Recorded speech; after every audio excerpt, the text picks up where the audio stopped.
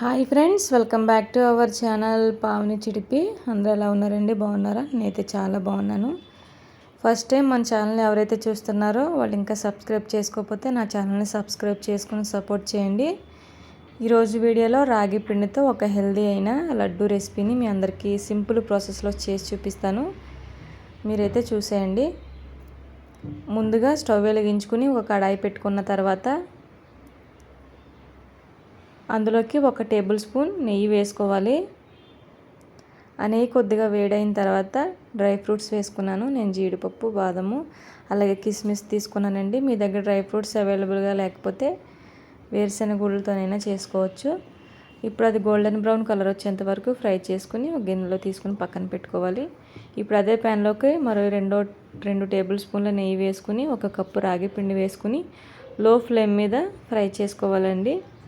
అది ఫ్రై అయిన తర్వాత ఒక ప్లేట్లోకి తీసుకుని చల్లారి పెట్టుకోవాలి. ఇది చల్లారేలోపు మరొకసారి స్టవ్ వెలిగించుకుని అదే కడాయి పెట్టుకుని 1 కప్పు రాగి పిండికి 1/2 కప్పు బెల్లం, అలాగే 1/2 కప్పు నీళ్లు వేసుకొని బెల్లాన్ని అనేది కరిగించుకోవాలి.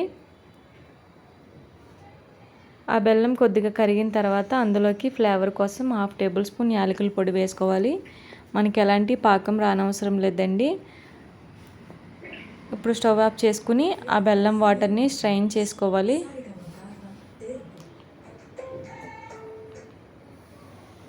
తర్వాత పక్కన పెట్టుకోవాలండి. ఇప్పుడు ఫ్రై చేసి పెట్టుకున్న రాగి పిండిలోకి ఫ్రై చేసి పక్కన పెట్టుకున్న డ్రై ఫ్రూట్స్ వేసుకుని ఒకసారి అంతా కలిసేలాగా మిక్స్ చేసుకున్న తర్వాత ఆ బెల్లం వాటర్ని కొద్దిగా పోసుకుంటూ గెరటితో మంచిగా కలుపుకోవాలండి. వేడిగా ఉంటుంది కాబట్టి ఒకసారి కలుపుకున్న తర్వాత మిగిలిన బెల్లం వాటర్ని కూడా వేసుకుని ఒకసారి అంతా కలిసేలాగా చేత్తో మంచిగా మిక్స్ చేసుకోవాలండి.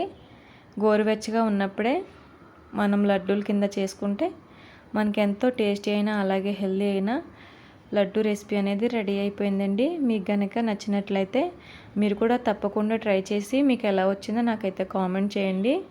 ఈ వీడియో కనుక మీకు నచ్చినట్లయితే లైక్ చేయండి, అలాగే సబ్స్క్రైబ్ చేసి సపోర్ట్ చేయండి. సరే, మరి అయితే ఉంటా. బాయ్.